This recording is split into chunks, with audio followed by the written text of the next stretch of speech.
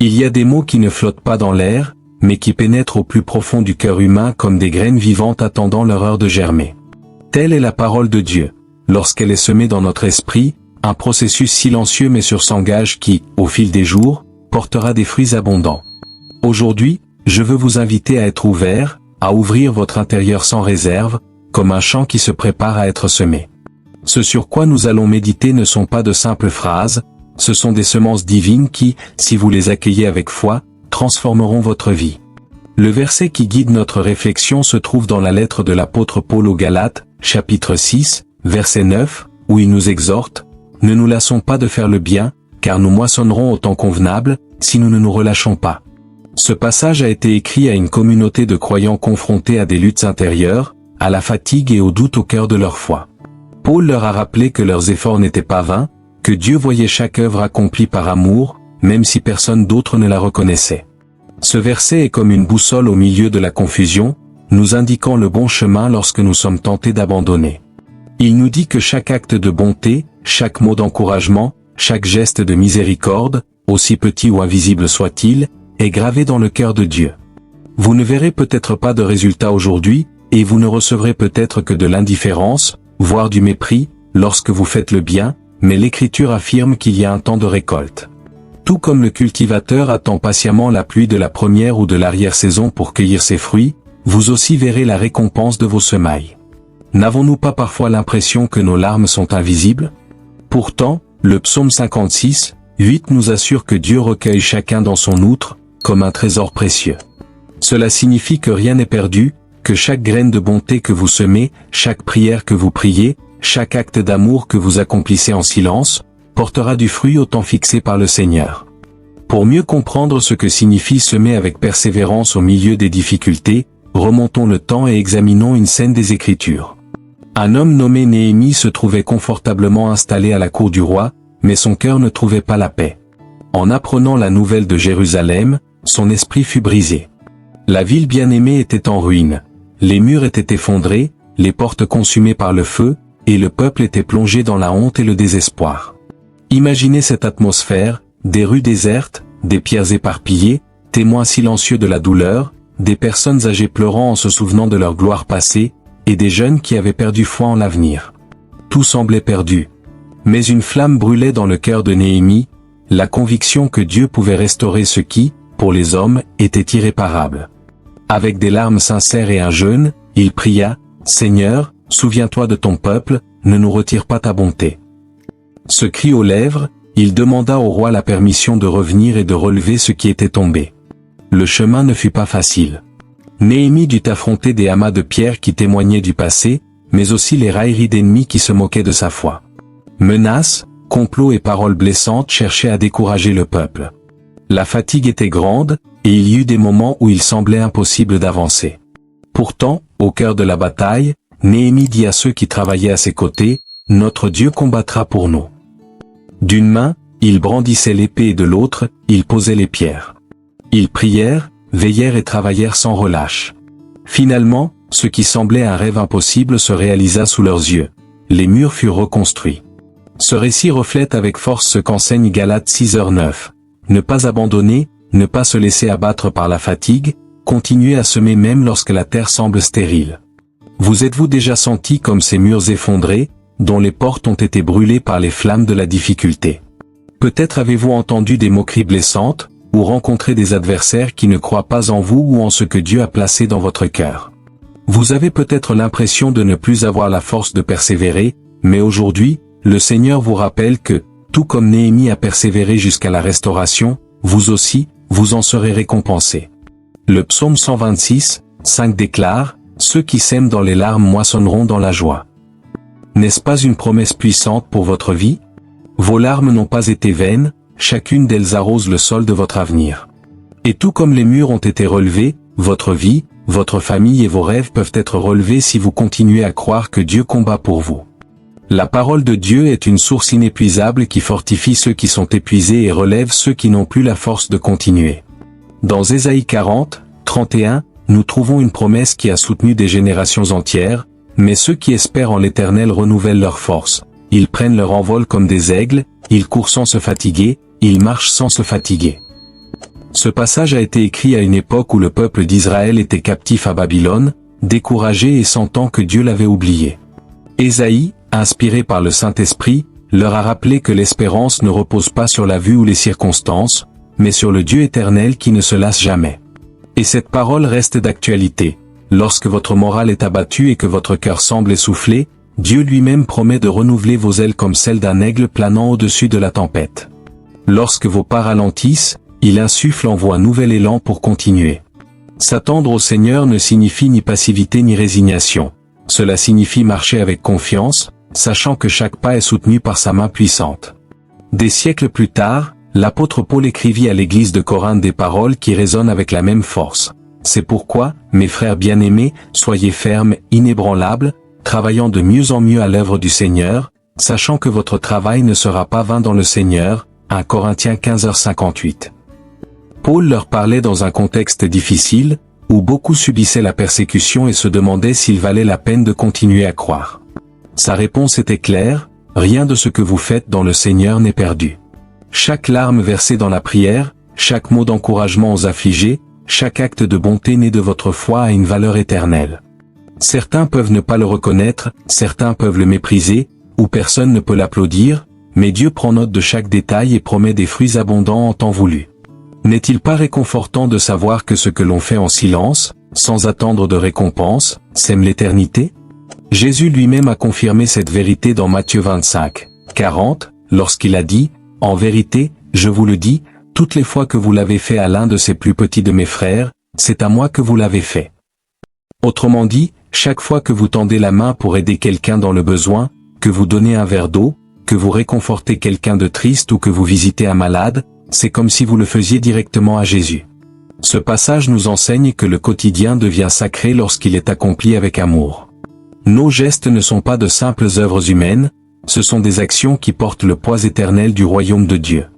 Ainsi, même si vous pensez parfois que votre aide est insignifiante, au ciel, elle a une valeur inestimable.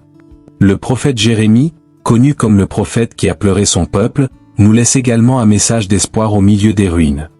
Dans Lamentation 3, 22-23, il dit, « C'est par la miséricorde de l'Éternel que nous ne sommes pas consumés, car ses compassions ne sont pas à leur terme. Elles se renouvellent chaque matin, grande est ta fidélité. » Jérémie vit de ses propres yeux la ville détruite, les murailles s'écrouler, le temple profané et son peuple emmené en exil. Sa douleur était réelle, ses larmes sincères. Pourtant, au milieu de ces ténèbres, il leva les yeux et proclama la fidélité de Dieu. Cela nous enseigne que même lorsque nous ne voyons pas de fruits immédiats, nous pouvons nous reposer sur le fait que chaque jour apporte de nouvelles miséricordes qui nous permettent de continuer à semer avec espoir. N'est-il pas merveilleux de savoir que chaque aube offre une nouvelle occasion de prendre un nouveau départ et de persévérer dans le bien?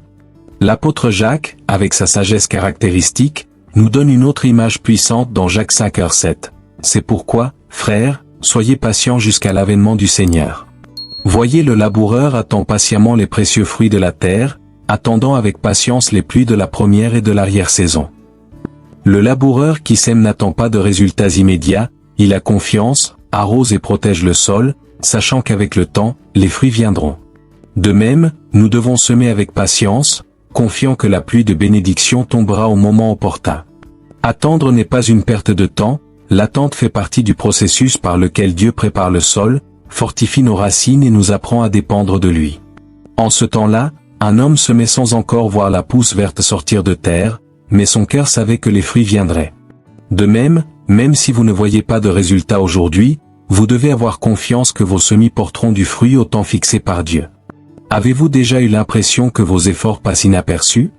Avez-vous prié pendant des années pour quelqu'un en pensant qu'il ne changerait jamais? Aujourd'hui, la parole vous rappelle que votre semence n'est pas morte, elle attend seulement le moment de fleurir. Peut-être semez-vous aujourd'hui l'amour dans votre famille et ne recevez-vous pas toujours immédiatement la réponse attendue. Peut-être apportez-vous de la patience, de la tendresse et des mots d'encouragement chez vous, mais personne ne semble s'en apercevoir. Peut-être semez-vous la foi au milieu d'épreuves difficiles, où tout autour de vous semble chanceler, et pourtant vous vous accrochez à la conviction que Dieu est aux commandes. Peut-être qu'au travail vous vous efforcez de faire preuve de bonté, même lorsque les autres agissent avec indifférence ou dureté, et que dans votre communauté vous donnez de votre temps, votre service, votre aide, sans rien attendre en retour. Et pourtant, peut-être regardez-vous autour de vous et ne voyez-vous aucun fruit, pensez-vous que vos efforts sont minimes ou que ce que vous faites n'en vaut pas la peine. Mais aujourd'hui, le Seigneur vous le rappelle avec tendresse et fermeté. Ne vous lassez pas, ne vous découragez pas, continuez à semer, car le fruit viendra. Et ce qui peut vous sembler petit ou insignifiant peut faire la différence entre abandonner et se relever, entre perdre espoir et retrouver la vie. Imaginez l'histoire de l'homme que l'Évangile raconte depuis 38 ans près de la piscine de Bethesda. Jour après jour, il voyait passer l'occasion d'être guéri, et chaque fois que l'eau remuait, il n'avait personne pour l'aider. Ces années d'attente furent longues, pleines de frustration et de solitude. Personne ne l'approchait, personne ne le relevait, et sûrement au fond de lui, il y avait des luttes, des questions, et peut-être des larmes cachées. Mais un jour différent changea toute son histoire. Jésus passa par là, le regarda avec compassion et lui parla d'une voix à la fois autoritaire et tendre, « Lève-toi, prends ton brancard et marche. » À cet instant, ce qui semblait impossible devint réalité. Ce qui semblait perdu se transforma en témoignage de gloire. Cette attente, que beaucoup auraient considérée comme vaine, devint le terreau fertile où Dieu déploya sa puissance de manière extraordinaire. De même, votre persévérance dans la bonté, même lorsqu'elle semble vaine ou sans fin, sera le champ où Dieu manifestera sa gloire. Vous vous demandez peut-être, combien de temps encore dois-je continuer? Combien de fois dois-je prier sans recevoir de réponse? À quoi bon continuer à donner si je ne reçois rien? Aujourd'hui, le Seigneur vous répond par sa parole, « Qui sème dans les larmes moissonnera dans la joie » Psaume 126, 5. Ce que vous faites n'est pas vain, ce que vous semez avec amour et foi n'est pas mort, mais germe au plus profond de vous, attendant le moment idéal pour fleurir. Écrivez dans les commentaires, quelle graine de bienveillance avez-vous semé et espérez-vous en voir les fruits? Partagez-la et prions ensemble pour que Dieu vous donne la force de continuer à semer. Après avoir réfléchi à tout cela, je vous invite à prier ensemble. La prière est le pont qui unit nos cœurs épuisés à la force de Dieu. C'est le lieu où nos larmes se transforment en graines d'espoir et où l'impossible devient possible. Père aimant, aujourd'hui nous nous approchons de toi avec gratitude, car ta parole est une lampe à nos pieds et une lumière sur notre chemin. Merci de nous rappeler de ne pas nous lasser de faire le bien, car toute graine semée avec foi et amour portera du fruit au moment parfait que tu as déterminé. Merci pour chaque jour nouveau, pour chaque nouvelle miséricorde que tu nous accordes au matin, car ta fidélité ne défaille jamais. Aujourd'hui, je te présente, Seigneur, chaque personne qui entend ce message. Je te demande de porter leur fardeau, de renouveler leur force, au milieu de leur fatigue, de lever leurs ailes comme celles d'un aigle afin qu'ils puissent continuer à avancer. S'il y a du découragement dans ta famille, Seigneur, apporte l'unité, la compréhension et l'espoir. Que les paroles dures se transforment en paroles d'amour, que les blessures soient guéries par ta tendresse, et que les foyers soient élevés comme des autels de foi. Si leur santé est fragile, tends ta main puissante et guérisseuse, comme tu l'as tendue aux paralytiques de Bethesda, et restaure chaque partie de leur être. Si leurs finances sont limitées, ouvre-leur les portes de l'assistance, d'un travail digne, d'opportunités que toi seul peux leur offrir, car ta parole dit que je n'ai pas vu le juste abandonné ni sa descendance mendier son pain. Et si leurs cœurs sont profondément blessés, répands ta paix qui surpasse toute intelligence, cette paix qui apaise les tempêtes intérieures et apporte le véritable repos. Regarde, Seigneur, chaque larme qu'ils ont versée en secret, chaque prière qu'ils ont faite en silence, chaque geste d'amour que personne n'a reconnu. Toi qui vois dans le secret, récompense de ta lumière ce qui a été semé dans l'intimité. Que ton Esprit Saint renouvelle la foi, ravive l'espoir et allume l'amour dans chaque cœur. Nous prions aussi pour nos enfants, pour les générations à venir. Qu'ils reçoivent l'héritage d'une foi ferme et d'un cœur qui ne se lasse jamais de semer la bonté. Que chaque foyer devienne un lieu de prière, d'unité et de confiance totale en toi. Apprends-nous, Seigneur, à être comme le cultivateur qui attend patiemment les précieux fruits de la terre, comme Néhémie, qui a persévéré à élever des murs malgré l'opposition, comme Jérémie, qui a pleuré mais a gardé espoir en ta fidélité, comme Paul et Silas, qui, même en prison, ont entonné des hymnes de louange et vu des chaînes brisées. Que nos vies soient des témoignages vivants de persévérance et de foi inébranlable en toi. Aujourd'hui, Seigneur, nous décidons de nous lever avec gratitude, avec une foi renouvelée et une espérance inébranlable. Que chaque parole qui sort de nos bouches et chaque action que nous entreprenons reflète ta lumière dans ce monde en détresse. Nous nous confions à toi et déclarons que tu es notre force, notre refuge et notre espérance sûre. Nous prions tout cela au nom puissant de Jésus-Christ, confiant que ta réponse viendra au moment opportun. Amen. Cher ami, garde ceci à l'esprit, ne te lasse pas de faire le bien, car Dieu a préparé pour toi des fruits abondants. Je te bénis au nom du Seigneur et t'invite à continuer de nourrir ton esprit chaque jour par la parole. Si ce message a touché ta vie, je t'encourage à t'abonner à cette chaîne, à l'aimer et à partager cette réflexion, afin que beaucoup d'autres puissent recevoir encouragement et espoir. C'était un message d'espoir sur ta chaîne Dose de Fée.